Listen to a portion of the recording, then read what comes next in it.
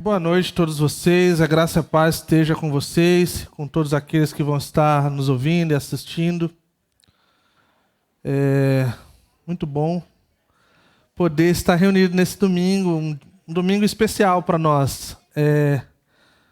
Para quem está um pouquinho de tempo ou há bastante tempo na Calvary, sabe da importância que é para nós estudarmos através das Escrituras, de olhar para cada parte de que foi escrita, soprada por Deus, inspirada, e que tem algo proveitoso e útil para a nossa vida nos dias de hoje, até mesmo em 2024. E então nós estamos começando essa nova série, o Deus Servo, só para dar um pouquinho de pano de fundo acerca de como vai parecer essa série para nós. Nós dividimos, então, todo o livro, todo o Evangelho de Marcos em 3 temporadas. Então, alguma pessoa perguntou, mas vai ser diretão? Assim, não vai ser diretão, tá? A gente vai ter algumas pausas, a gente vai ter outros estudos, e isso vai nos ajudar a dar tempo de olhar com atenção e não correr como talvez uns anos atrás eu fiz o Evangelho de Marcos e acabou correndo algumas coisas. Então nós dividimos um pouco mais de pausa e poder ir devagar, sem correr.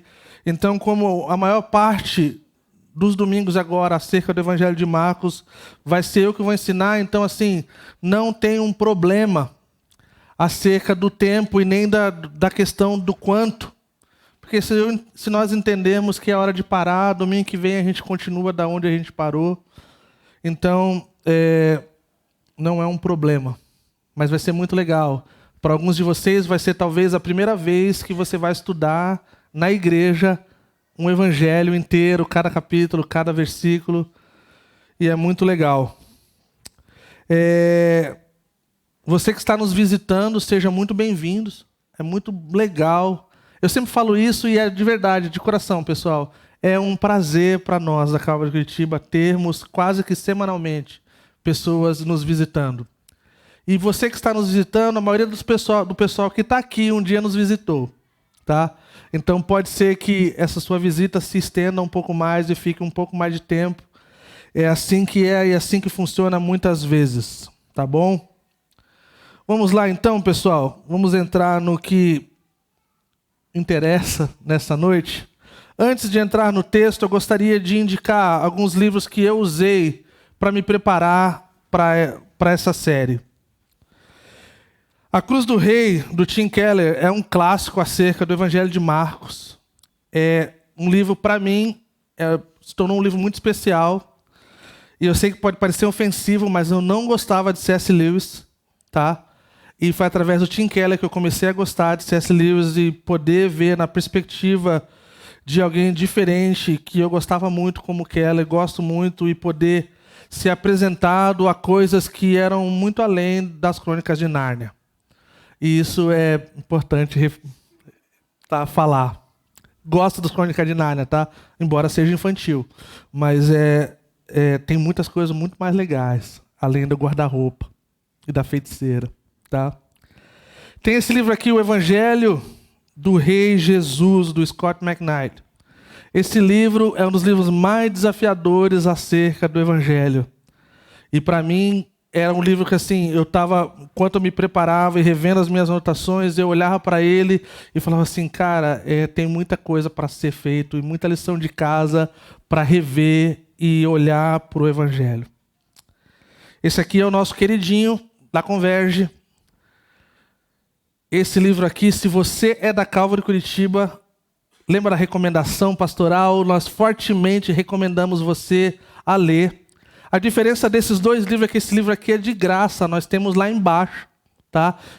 O único requisito que é necessário para você pegar esse livro é que você leia, tá bom? Então, se você for ler esse livro, você pode ir lá embaixo pegar.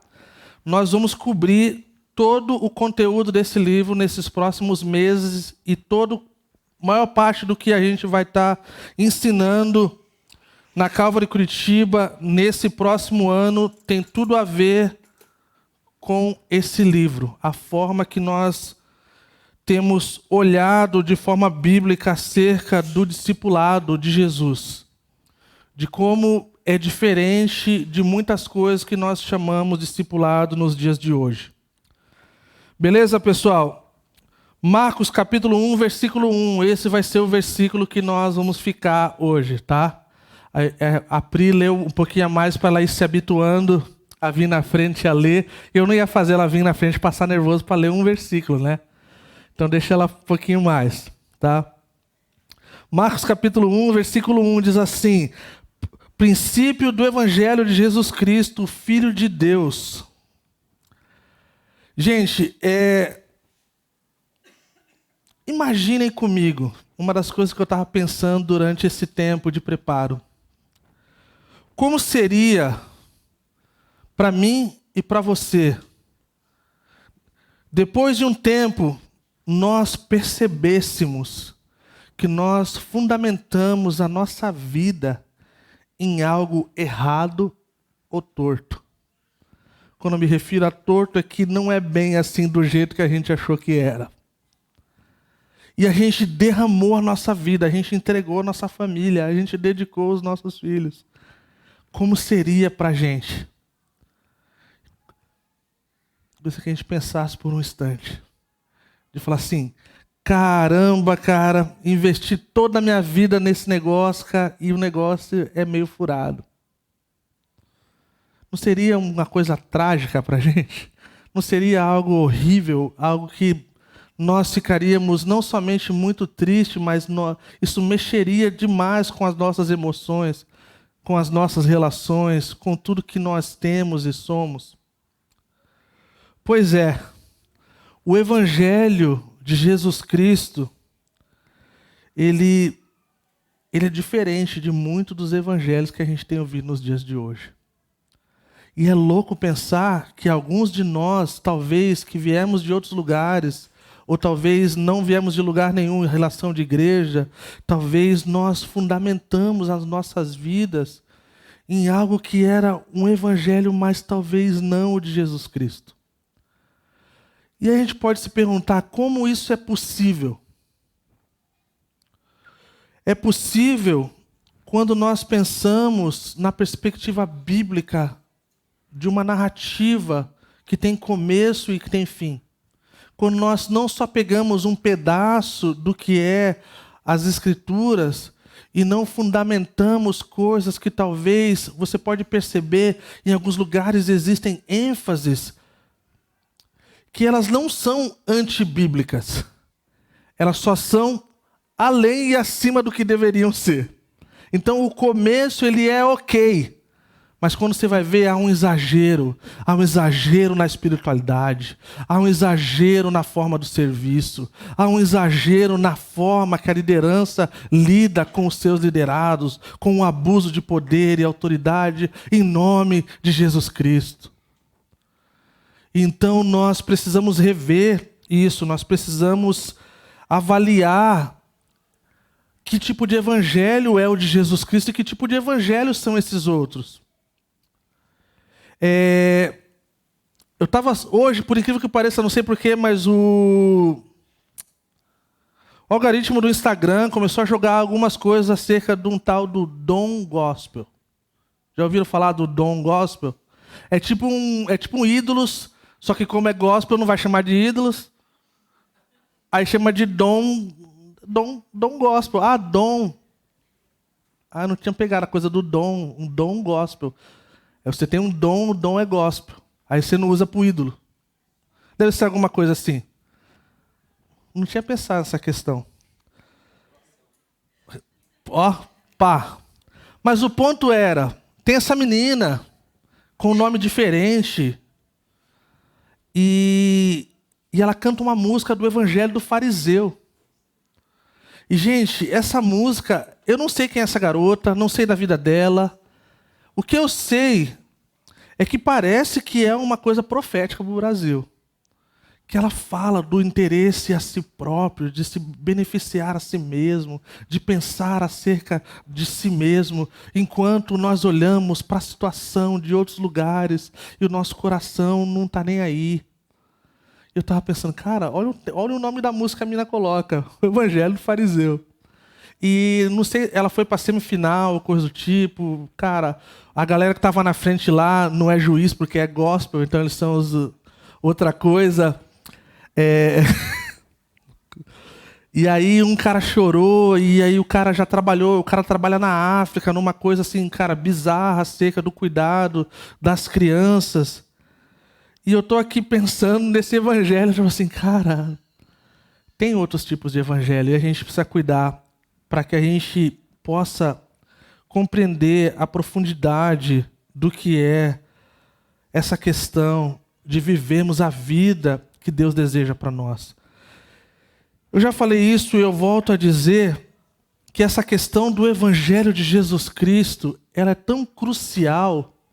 O Sproul costumava dizer que quando nós erramos na nossa leitura e entendimento do Evangelho, nós temos a tendência de errar em todas as outras áreas da nossa vida. Porque nós então vamos ser alimentados por algo que não é o Evangelho de Jesus Cristo. Alguns exemplos, quando eu acho que eu posso fazer algo para merecer algo do Senhor. Esse é o evangelho que não é o evangelho da graça.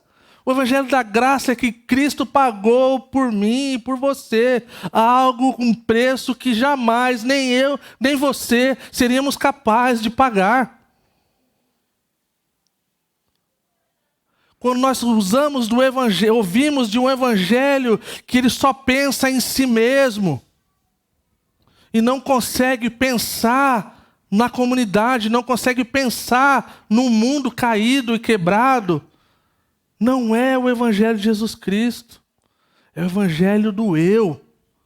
Eu, meu, eu mesmo. E então nós precisamos cuidar. Então, eu estou pensando nisso.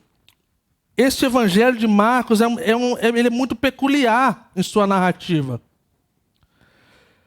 Da forma que é corrida, da forma que ela não é detalhada como os outros evangelhos, mas ele dá uma atenção total aos feitos de Jesus. Ele não tem essa coisa detalhista das coisas que Jesus falou e das coisas que Jesus pregou, e cada ponto e cada vírgula. Não, são os feitos de Jesus, que não são poucos. Quando nós olhamos para os Salmos, nós vemos os versículos bem interessantes, fala: grandes são os feitos do Senhor, os feitos do Senhor são insondáveis, eles me faltam palavras para expressar o quanto são os feitos da maravilha, da glória de Deus.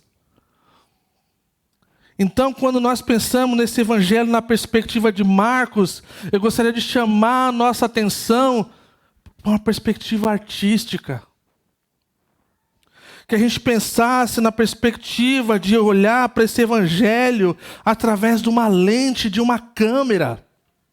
Onde um fotógrafo, então, ele anda com Jesus nessa turnê de 3 anos e pouco.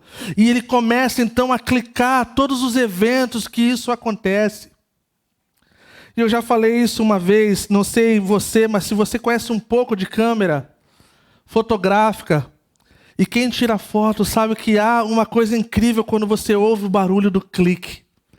Algumas câmeras são bem rápidas e você pode tirar centenas de fotos em poucos segundos. Algumas têm um pouco mais de lentidão, e é bem devagarinho.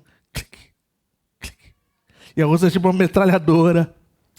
Eu conto uma história que, como fotógrafo amador, eu fui com uns amigos meus no Guarujá. Para quem não sabe, eu sou de São Vicente, 013, se você não percebeu. Há muitas partes do meu vocabulário que não existe mais, para a glória de Deus. De vez em quando eles vêm. Quanto mais quando se juntam com o povo de São Vicente. Então nós temos que cuidar um pouco mais. Mas é coisa boa. E aí eu me juntei com 3 amigos meus que são uns bons surfistas. E eu estava com a minha câmera, com a lente bem longa e tal, cara. Eu falei assim, cara, hoje vai ser o dia massa. E aí, cara, eu preparei o tripé, cara, coloquei lá o peso para o vento não balançar e tal. E eu esqueci de um fator. foi de estudar um pouquinho antes de querer fazer o lance de uma foto que eu nunca tinha feito antes. E aí, cara, os caras fizeram tudo que você imaginar, de manobras super legais, tal, de ter tubo e coisa do tipo. E aí eu percebi que a coisa não estava bem como deveria ser. Mas eu falei, cara, não tem outra coisa, o que tem é isso aí. Os caras saem da água depois de algumas horas, empolgados para poder sentar e ver as fotos. E não tinha quase nenhuma foto que saiu ok. E eu não sabia que eu tinha que programar a câmera para tirar várias fotos em poucos segundos. Então, quando o cara entrava na onda, eu tinha que segurar o clique e segurar e ir embora para pegar pelo menos algumas partes da manobra. E esses caras me zoam até hoje. Eles falam que nunca mais pegaram ondas daquele jeito que eles pegaram naquele dia. Mas o ponto que eu quero trazer é que a gente não perca os cliques de Marcos. Que a gente não deixe passar batido coisas que são de extrema importância. Que a gente possa olhar para isso como algo incrível da parte de Deus falando conosco. Nós vamos ver, como uma forma geral, o entendimento acerca do Evangelho de Jesus. Nós vamos falar muito até cansarmos desse Evangelho. Porque o dia que nós cansarmos, talvez nós estaremos num lugar ok acerca do nosso entendimento. Eu fiquei com o desejo de termos um vídeo entrevistando as pessoas, falando assim, cara, o que é Evangelho para você? E ficar curioso de ouvir como seria a resposta da maioria de nós. Amigos pastores, alguns famosos falam que até os pastores têm reprovado nessa pergunta, diante de tantas coisas que nós temos ouvido e lido. Então, o ponto número 1 que nós vamos olhar, no geral, é acerca desse Evangelho de Jesus, que não é somente as boas novas da salvação. E isso é uma coisa que vai desafiar o meu pensamento e o seu pensamento se você está na igreja há um tempo ou no cristianismo há muito tempo. Que nós falamos das boas novas da salvação e ela parece ser a coisa única. E nós vamos ver que não é. Ela é sim a porta de entrada, mas ela é também a questão que nos leva ao caminho de santificação, de pureza, de vivermos para a glória de Deus até o fim. Outra coisa que nós vamos ver é a nossa compreensão correta e equilibrada acerca da cristologia, acerca do estudo de quem Cristo é. Porque nós precisamos conhecer o Cristo original, para que a gente possa saber quem são os falsos. O Henrique Cristo é muito fácil de saber que ele é um falso. Embora tem gente que acha que ele não é, mas assim, essa daí é a... Tem que cuidar do termo para não usar, para não ir pro coração da galera. Mas assim, é uma minoria das minorias, assim, no geral, se você tem juízo, assim, cara, vocês entenderam, né? Então a gente quer o Cristo de verdade. A gente quer o Jesus de verdade, tá? E o terceiro, a gente vai ver essa perspectiva da compreensão do que é o discipulado. O discipulado de Jesus, o verdadeiro discipulado. E isso, mais uma vez, vai nos desafiar, gente. Porque nós estamos acostumados a ouvir vários tipos de coisas que chamamos de discipulado. Então, quando as pessoas vêm nos cobrar, então, eu queria fazer um discipulado. O que é um discipulado? Aí ouve, aí você fala assim, mas isso não é um discipulado. Ah, então o que é o discipulado? Então a gente vai ter todo esse tempo para a gente poder olhar para isso de forma bíblica. E o quarto e último é que nós vamos olhar para a diferença que é o rei servo, o Deus servo. Diferente de todos os outros. Diferente de todas as outras religiões, diferente de todos os outros gurus, esse Deus, ele é visto e conhecido por uma bacia e por uma toalha. Essa é a diferença dele. Todos os outros deuses As pessoas estão lutando e fazendo grande esforço para poder ir, de alguma forma, encontro a eles e poder ter esse lugar de paz. Jesus é o contrário. Jesus vem, ele anda na terra e ele vive com o ser humano como eu e você. E então, ele é o único capaz de ser aquele que se compadece, porque sabe do que é sofrer. Ele sabe, através do evangelho nós conseguimos ver ele dormindo, ele cansado, ele fazendo um churrasquinho de peixe. Ele comia carne nos outros lugares, mas nessa aí ele comeu peixe que estava com os pescadores, para não ofender o pessoal, né? Mas é... Então é isso, gente. Olha que interessante. O N.T. Wright, ele escreve no livro Como Deus se Tornou Rei, ele começa o seu livro falando uma coisa bem interessante.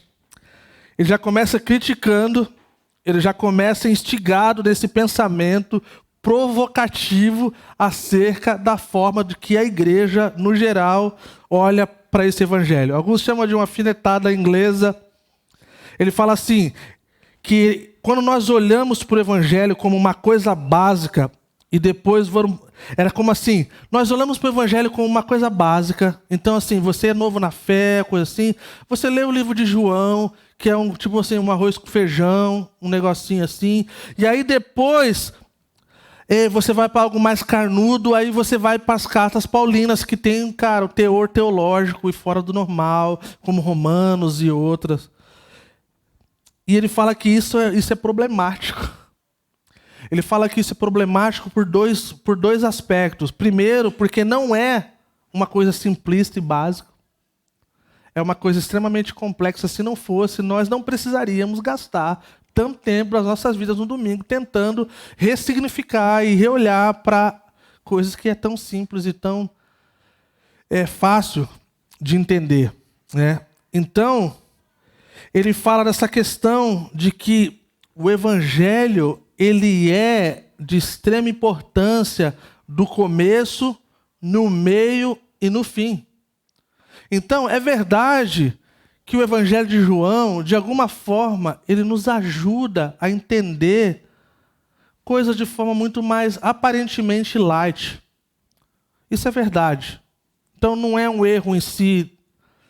Mas nós não podemos ficar nessa questão de que o evangelho é uma coisa que nós pregamos uma vez lá não sei na onde, em algum lugar, e está tudo certo.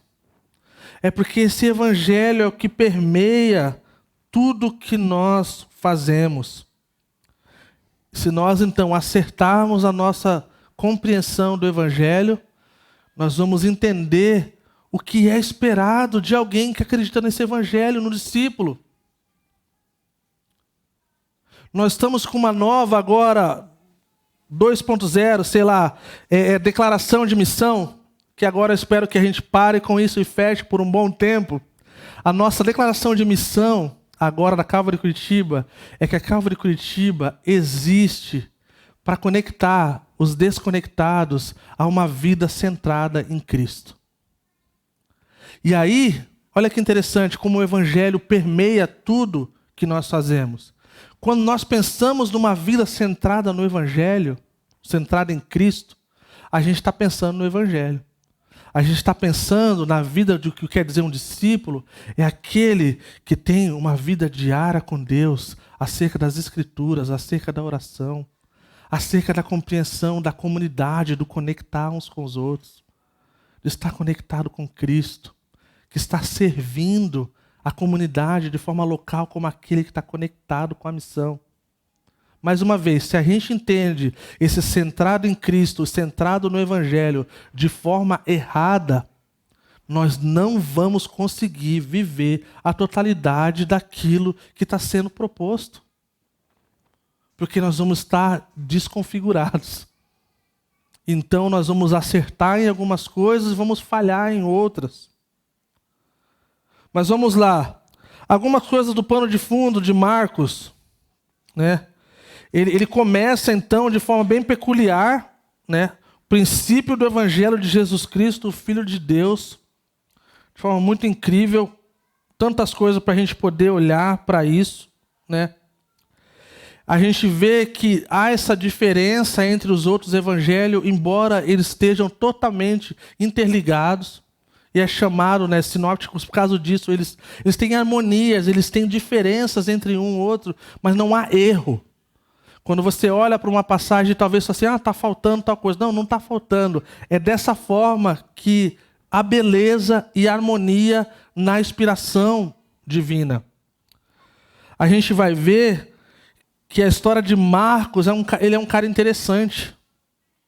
Ele é um cara interessante e talvez ele pode ser alguém que vai nos inspirar quando nós olharmos para a nossa vida e entendermos algumas coisas. Ele foi aquele a quem estava com seu primo Barnabé, e aí então a Bíblia não fala exatamente o que aconteceu, né?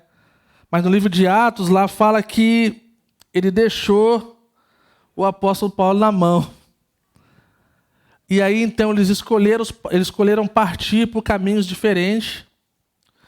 Barnabé era conhecido por ser, né, o seu nome, Barnabé, natural de Chipre. Quem conhece a música. Ele era conhecido como aquele que trazia consolação, consolador, o encorajador. E não dava para esperar nada diferente dele. Se ele fosse para escolher um cara, punk que nem o apóstolo Paulo e o primo que tá ofendido ali, tá machucadinho, ele vai encorajar. E o que aparentemente poderia ser uma divisão, né? Dá para entender, não dá para ver o que é, mas dá para entender que a coisa ficou quente, né? Mas é impressionante como Deus não perde a mão. O que poderia ser um grande conflito e divisão na igreja do Senhor se tornou uma potência. E o reino de Deus foi expandido por mais lugares do que antes. Porque eles se dividiram, cada um foi para um lado diferente. Isso é algo precioso. E aí então, acontece um bom tempo depois, Paulo então já está no final da carreira. Há quem diga talvez 20 anos depois. Paulo está lá falando, né, para trazer alguns colegas de trabalho e tal, e de algum encorajamento, ele fala para trazer Marcos. Pede para trazer Marcos, para que ele possa me encorajar, ele é útil, ele era inútil antes, mas ele é útil agora. Eu falo que eu coloquei a gente colocou o nome do nosso filho como um lembrete disso. Sempre quando nós olhamos para o nosso filho, a gente lembra da graça do Senhor. Não que ele era inútil e agora ele é útil, mas para nós, olha para mim, tá? Ele é muito útil, ele é muito amado, ele é muito querido. Mas era um lembrete para nós, era um lembrete da fidelidade de Deus para conosco, é um lembrete que o Senhor pode fazer qualquer coisa, glorificá-lo, consertar qualquer coisa, melhorar qualquer coisa. Uma das coisas que me chama a atenção acerca do ministério de João Marcos, que foi restaurado, é que há quem diga, e a história e alguns relatos nos deixa claro isso, de que o evangelho de acordo, né, não é o evangelho do Marcos, é o evangelho de acordo com o que Marcos está escrevendo, de Jesus Cristo, que poderia ser o evangelho de Pedro, que foi Pedro quem caminhou com João Marcos naquele tempo. E Pedro então narra essa narrativa para que Marcos pudesse escrever. E aí a gente acredita também que ele foi o primeiro evangelho, né, a ser escrito, então depois foi usado como base para que os outros pudessem também então se aproveitar disso, então, assim dizendo. E eu queria dar uma pausa acerca disso, pensando na questão do discipulado. Pedro, ele fazia parte dessa galera que caminhava com Jesus. Em Atos capítulo 12, a gente não vai ler, é só por questão de referência, no versículo 12, fala que os discípulos se reuniam numa casa de uma mulher. que aparentemente é mãe de Marcos. Então, ela é uma mulher que tem uma casa grande, aparentemente tem boas condições, então Marcos, consequentemente, desfrutava de coisas boas, né, acerca dessa casa e das coisas dos parentes, né?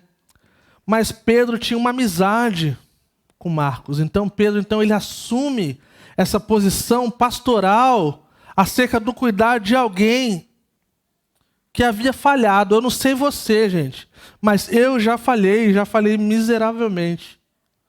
Falhei de tal forma que tem coisas que ainda hoje me colocam num lugar de extrema vulnerabilidade diante de alguns assuntos.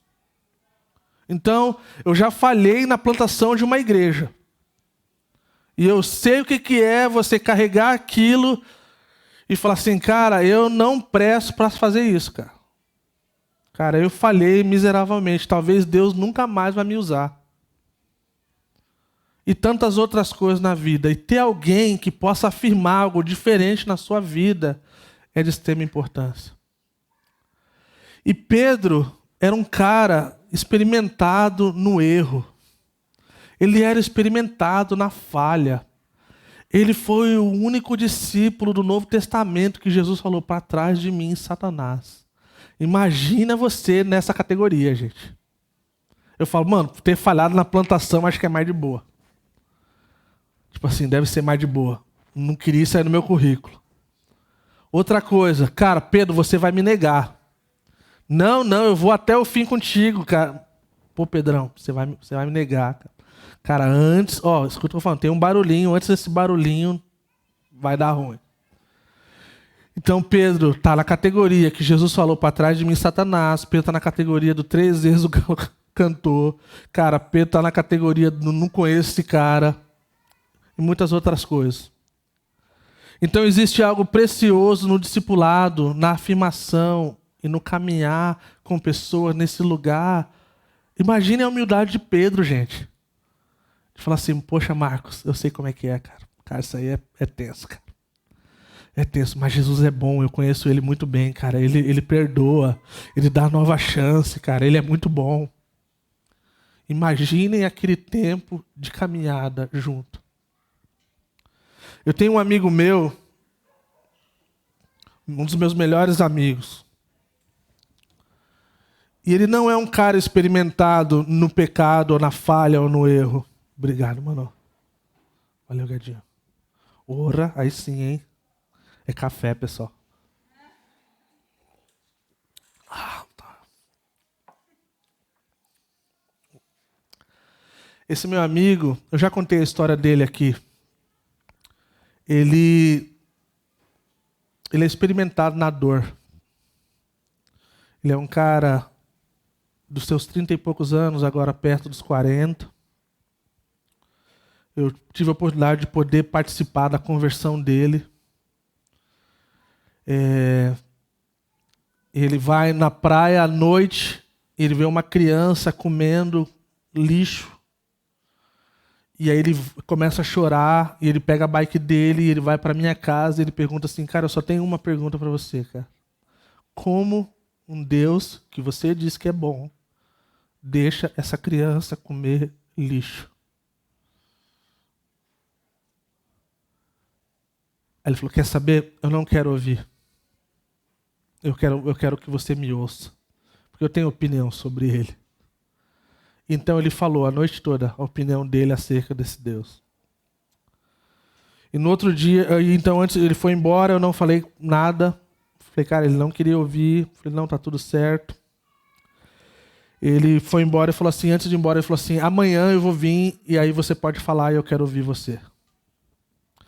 No outro dia, à tarde, ele bateu na minha casa, então ele falou, agora eu quero ouvir. E a gente conversou, eu falei por um bom tempo, expliquei da forma que achava que poderia, da melhor forma possível. Um tempo passa, esse cara se converte. Um dos caras mais piedosos que eu conheço. E aí, então, passa um tempo, já na vida, já adulta, a sua mãe vem a falecer de câncer. uns meses depois, a sua noiva vem a falecer de câncer. E aquele cara, ele é impressionante, cara. Ele estava aqui na minha ordenação. Nós estávamos andando no parque e ele falou assim, poxa, fulano era tão normal fazer parte da vida. Quando ele, não faz mais parte. Não tem mais essa possibilidade. E por que eu estou falando disso? É porque alguém quer experimentar na dor. Alguém que quer experimentar na dor sabe confortar os outros. Sabe dizer, eu sei como é isso. Raramente a gente pode dizer que a gente sabe o que é, porque a gente não sabe. As nossas afeições, as nossas emoções são diferentes. Nós podemos sentir que talvez eu posso tentar me colocar no seu lugar, mas eu não sei o que é. Mas Pedro sabia. E Pedro teve que lidar com o seu temperamento, a sua personalidade, por todo o tempo da vida dele enquanto ele viveu. E ele padeceu por causa desse evangelho.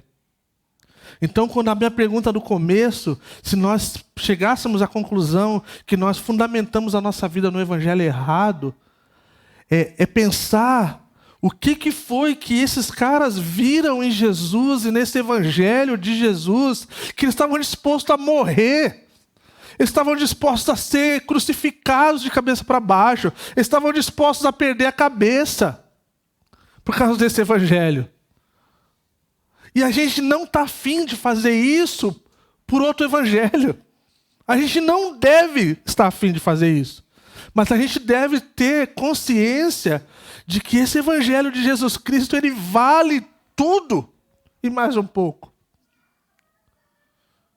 O John Piper fala de uma família que se aposentou antes do tempo. Lá nos Estados Unidos tem esse negócio de aposentar muito tempo antes, né? E aí aparece no jornal que o casal ele se aposentou antes do tempo e agora eles vivem numa praia pegando conchinhas. E eles dedicaram a sua vida inteira para terminar os últimos anos e décadas pegando conchinhas na praia. E o John Piper falou assim, gente, a nossa vida, a vida de Cristo em nós, nos leva a um lugar de perspectiva, de propósito. E quando nós então pensamos nisso, nós pensamos, tirando aí um apóstolo, talvez todos os outros foram martirizados. E eu falo assim, cara, eu quero esse evangelho de verdade. É esse evangelho que eu quero depositar na minha vida. Muitas vezes no campo missionário, quando nós éramos questionados acerca de era isso que a gente queria, a gente falava assim, cara, a gente quer gastar a nossa vida com Jesus Cristo.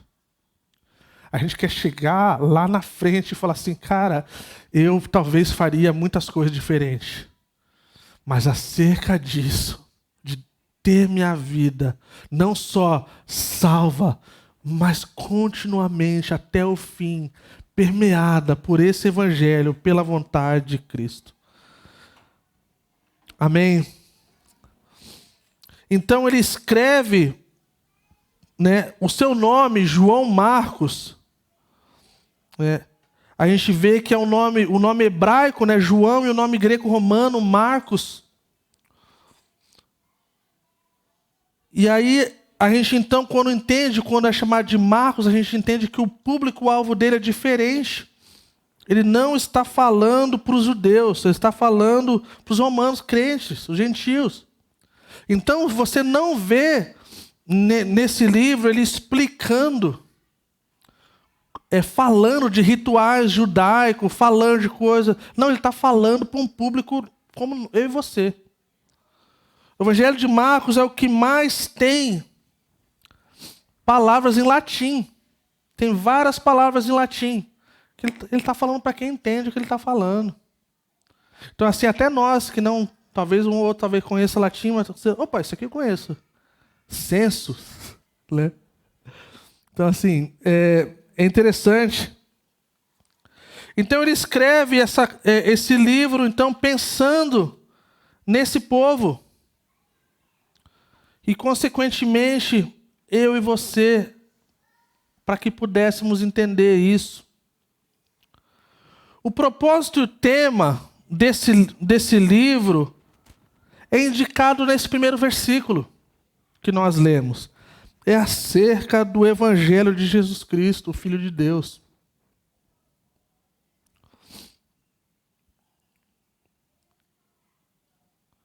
A gente vai ver a história por 16 capítulos. E quando chega no capítulo 8, a gente vê o clímax dessa narrativa. O tom muda. E então começam as ações e a coisa acontecendo de verdade. É o 8:29, quando acontece aquela pergunta emblemática de Jesus para Pedro, dizendo: Pedro, quem tu dizes que eu sou? E Pedro então fala: tu és o Cristo, o Filho do Deus vivo. Então essa confissão, então, ela marca o ponto mais alto doutrinário desse livro. Então, a parte de antes, até o capítulo do 8, a gente vê uma construção. E então no 8, então, ele toma esse clímax, então vai até o final acerca da grande comissão. A gente vê Jesus no livro de Marcos como servo sofredor. O Deus que serve. A gente vê a humanidade de Jesus como filho do homem. A gente vê a divindade de Jesus como filho de Deus. A gente vê as emoções humanas dele. A gente vê as limitações dele. Mas também a gente vê a autoridade divina sobre os demônios. A gente vê Deus Pai aparecendo no meio do nada e falando do seu Filho a quem ele tem prazer e orgulho.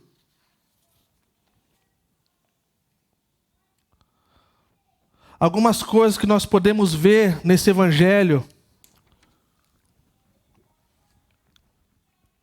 A palavra imediatamente, se você está escrevendo, a palavra imediatamente vai aparecer com muita frequência.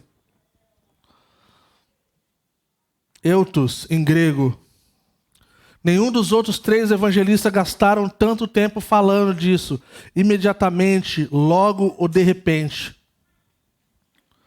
Outra coisa interessante é que ele sempre tem um e.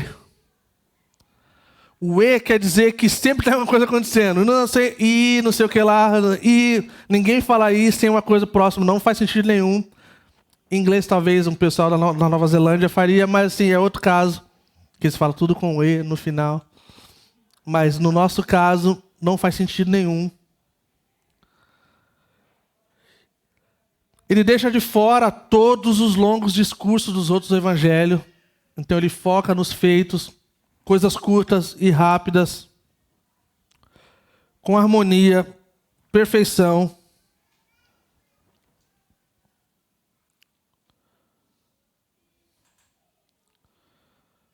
E a gente então, de forma bem simples, a gente divide, né, o Tim Mack do Bible Project, ele divide o Evangelho de Marcos em 3 atos. O ato 1 é na Galileia, de 1 ao 8a, é quem é Jesus? Essa pergunta que permeia e rodeia todos os capítulos até o capítulo 8, a parte A. Quem é esse Jesus? Quem é esse Filho de Deus? Quem é esse Messias? Quem é esse Salvador? O ato 2 é a caminho. Ele está indo. Do capítulo 8b até o versículo 10, o capítulo 10, é o que significa Jesus ser o Messias. O que isso quer dizer? E o ato 3, em Jerusalém, do capítulo 11 a 16, é como Jesus se torna rei. Como isso acontece. Uma observação interessante aqui. Existem 3 lugares na Bíblia que falam da mesma forma que Marcos começa esse evangelho. Sou um pouquinho estranho, a NVI ela já começa com o princípio do evangelho. Nós conhecemos Em Gênesis capítulo 1, diz que no princípio Deus criou os céus e a terra. A gente vê em João capítulo 1, versículo 1, no princípio era aquele que é a palavra, estava com Deus e era Deus. E aí Marcos capítulo 1, versículo 1, princípio do evangelho de Jesus Cristo. Alguém falou que nenhuma narrativa é tão convincente, uma mensagem tão essencial do que é o evangelho de Cristo, da forma que é contada no evangelho de Marcos. Porque ela não é aguada mesmo sendo rápido. Ela não falta acerca da realidade bíblica, porque ela é rápida. E aqui eu quero gastar um tempo para fechar a nossa introdução de hoje. É só um gostinho. Semana que vem nós vamos falar sobre João Batista, aquele que preparou o caminho do Senhor. Mas eu gostaria de fechar um termo talvez muito... Antes de fechar, eu gostaria de encorajar vocês a assistirem o vídeo do Bible Project acerca do Evangelho. Ele é muito explicativo, ele é incrível. O Tim Mack é um cara fora da curva. É um ser humano normal e erra como eu e você, mas assim, é fora da curva. E já errou algumas vezes bem feio. Mas na maioria ele acerta e acerta demais, tá? Então, nisso aqui é incrível, tá? Então, gente, o Evangelho. O que é o Evangelho? O que é o Evangelho? A palavra do Novo Testamento, em grego, é angelion. Eugelion. Eu quer dizer boas e angelion, notícias, novas notícias, boas notícias. E a gente precisa olhar na perspectiva bíblica acerca do que é isso. Porque, mais uma vez, essa boa notícia é uma boa notícia que a gente recebe uma vez e a gente não tem mais nada a ver com ela, ou ela é uma boa notícia que vai permear nossas vidas até continuar sendo boa notícia até o fim. Existe a palavra hebraica, biser, que seria o que nós chamamos de notícia, um pronunciamento nacional. Ou um pronunciamento real, em alguns lugares. Então, 2 Samuel 18:31, quando Davi, então, ele ouve essa mensagem do mensageiro, então é biser a palavra, que ele fala que o exército foi vitorioso. É uma boa notícia. O seu exército foi vitorioso na batalha. Então é biser, boa notícia. Então isso quer dizer que ele ainda era o rei do povo. Tipo assim, cara, você não perdeu, é uma boa notícia, você ganhou, cara. E depois que então Davi morre, então o seu trono passa para o seu filho Salomão. Aí quando ele foi inaugurado como rei em Jerusalém, um mensageiro então, ele espalha essa boa notícia, que é uma palavra derivada da mesma do biser, mas é bessorá. É outra palavra, mas com o mesmo significado. Que um novo governante estava no controle. Então, mas quando Salomão morreu, vieram um monte de más notícias. Com a corrupção, liderou a nação de autodestruição. Então a gente vê essas notícias acontecendo de forma diferente. E isso então mostra para a gente que as boas novas do Evangelho em si, a palavra evangelion, não é uma palavra gospel. Não é uma palavra evangélica.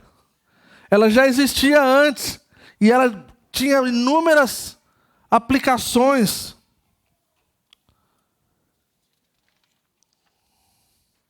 E a gente vê isso em vários lugares da Escritura. E esse vídeo do Bible Project, o cara coloca de forma muito categórica cada parte que representa cada parte disso.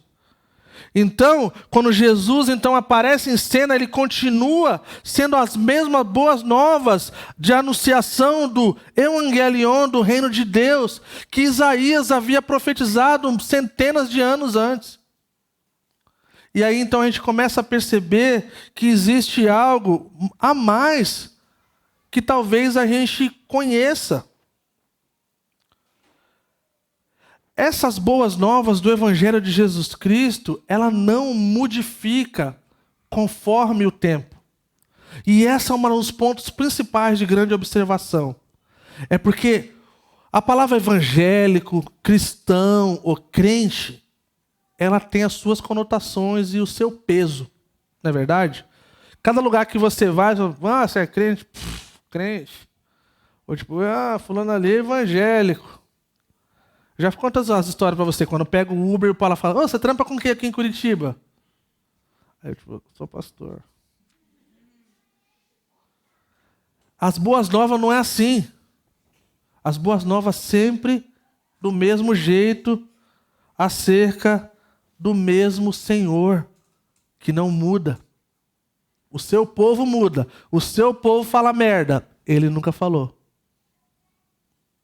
O seu povo faz coisa que não deve. Ele não. Sempre perfeito.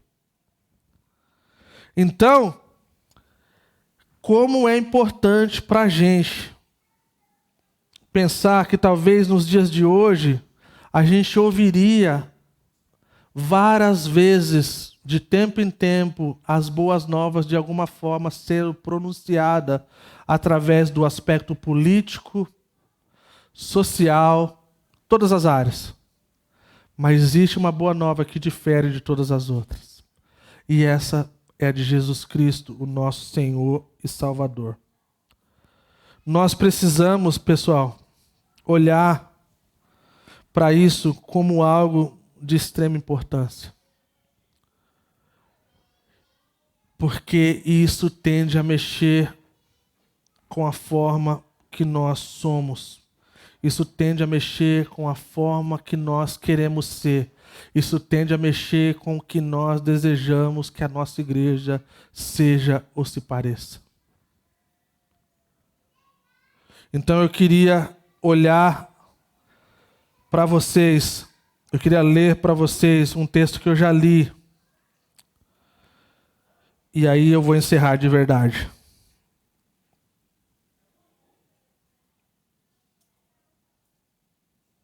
É uma das definições que eu mais amo acerca do Evangelho. Estão prontos? Eu queria ter isso gravado já faz um tempo e agora é uma boa oportunidade para poder. O que é o Evangelho? O Evangelho é simplesmente Jesus Cristo. Quem aqui entre nós está cansado de ouvir sobre Jesus? Ele é o Filho de Deus, o Filho do homem, enviado a esse mundo, nasceu de uma virgem e que sem pecado nasceu debaixo da lei para que pudesse cumprir a lei que eu e você quebramos todos os dias. O Filho de Deus, perfeito, sem pecado e assim cumprindo todos os requerimentos da lei de Deus, está pronto para nos dar sua justiça, para que possamos estar perfeitamente diante de Deus. Então ele foi à cruz, lá foi levantado para morrer naquela cruz, para que os pecados de todos aqueles que creem nele fossem transferidos para ele. A morte substitutiva. Ele que não conheceu o pecado, se fez pecado por nós, para que pudéssemos tornar a justiça de Deus. Foi através dessa morte, ele redimiu pecadores e nos tirou da escravidão do pecado. Nos redimiu da tirania e amarras de Satanás que estavam sobre nossas vidas. Foi através dessa morte que Jesus Cristo proveu salvação de graça para todo aquele que invocarem o seu nome. Antes de ser tirado daquela cruz, ele disse: está consumado. Ele não disse, eu estou consumado, mas está consumado. Ele cumpriu a missão da salvação que veio para esse mundo para cumprir. Foi enterrado na tumba de um homem rico e no terceiro dia, pelo poder inerente, como Filho de Deus, ele ressuscitou dos mortos, andando saiu da tumba vivo e ressurreto, como vitorioso Salvador subiu ao céu. E agora está assentado à direita de Deus o Pai. E todos aqueles que invocarem o nome do Senhor serão salvos. Ele é poderoso para salvar qualquer um que invocar o nome dele. Invocar o nome do Senhor Jesus Cristo é olhar para longe de si. Não olhar para uma religião, para a sua igreja, para a sua denominação, para o batismo, membresia e todas as suas boas obras. É olhar exclusivamente para Jesus Cristo. E então, quando nós fazemos isso, Ele vai nos salvar. O Senhor, Ele disse: aquele que vier a mim, eu jamais o lançarei fora. Cristo ama salvar pecadores. Jesus é um amigo de pecadores. Ele veio para buscar e salvar o perdido. Não veio para o justo, veio para o injusto. Ele é o bom médico. Não veio para os sãos, mas para os doentes. Será que você poderia reconhecer quão pecador é?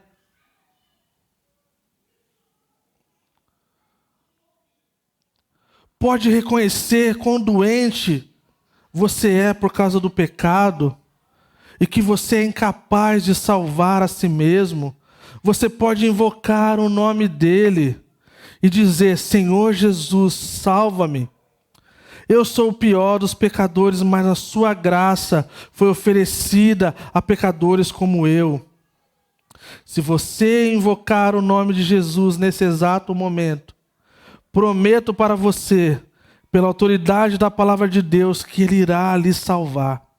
E hoje irá lavar os seus pecados. Você será limpo e purificado dos pés à cabeça.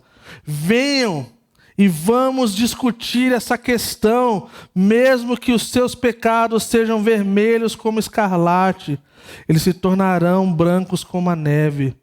Você invoca o nome dele e ele te dará sua justiça. É um presente gratuito. A substância ou o assunto do evangelho é Jesus Cristo. Vamos levantar, vamos orar. Vamos responder ao Senhor.